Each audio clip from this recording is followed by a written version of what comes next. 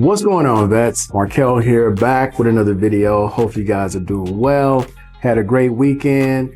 We had an awesome time on Saturday, and for those of you who are missing the Saturday roll calls and Tuesday roll call and the occasional Friday roll call, you guys should definitely join in. Tell other vets, tell other people who are on Social Security. We give out a lot of great information. And in this past video, we had talked about cost of living in different places. And there's been quite a few responses to those videos, putting out those shorts. Also, you guys, give me your opinion on the shorts that are out. Like, I'll put out a variety of shorts, whether I'm putting out like quick snippets of whatever location, kind of like this one, showing you guys different visuals and just putting music to it. And then I'll put out shorts from the live streams that we've done, things that may be very deep, a few hours in. Sometimes I'll put things out that are at the very beginning. But let me get some feedback from you guys of what do you think about the shorts, and would you like to see like longer clips of like everybody involved giving their opinion on whatever subject. So I have some people where they'll watch a short and they'll ask, where's the rest of it?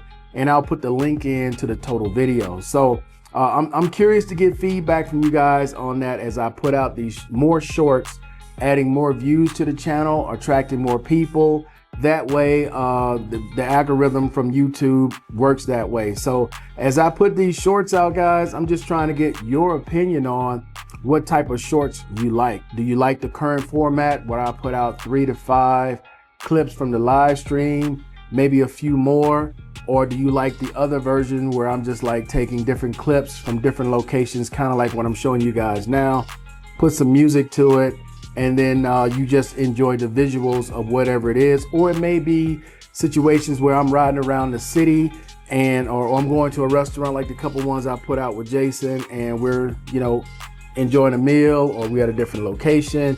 For those of you who want to see different spots around the city that I'm in, which is Medellin, Colombia. So give me feedback, guys, if you don't mind, on those types of things. Now, to answer a couple of questions that were pertaining to videos I had put out. So I put out a couple of videos regarding Social Security proof of life. So is that something that you would normally get in the States?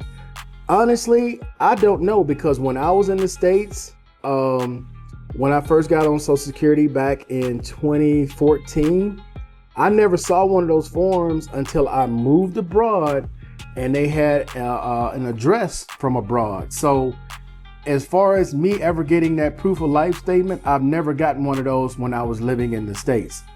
But I have recently changed my address back to my cousin's address in the States. So hopefully I never have to worry about that again. But they have changed things with Social Security to now you're going to have to make in-person visits. So I would assume that they know I live abroad. My address on that form is still abroad, but my address to receive mail is in the US. So I would imagine moving forward every couple of years, I'm probably still going to have to deal with this form. So I'm going to be preemptive and kind of contact him like in the next year in the summer to say, hey, are you guys sending out that proof of life form? Let me go ahead and get that sent in. But it's also going to my cousin's address. That way he can let me know, open up the mail and see what it is from Social Security. If it's that proof of life form, I can go ahead and fill it out.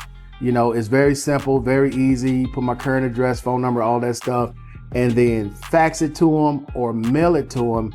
And I would take Bobby D's advice. If you're going to mail it to him, right, use a service like FedEx or whatever country you in, service like that where you can actually get a signature to make sure they got it. That way you don't have to worry about whether or not they received it.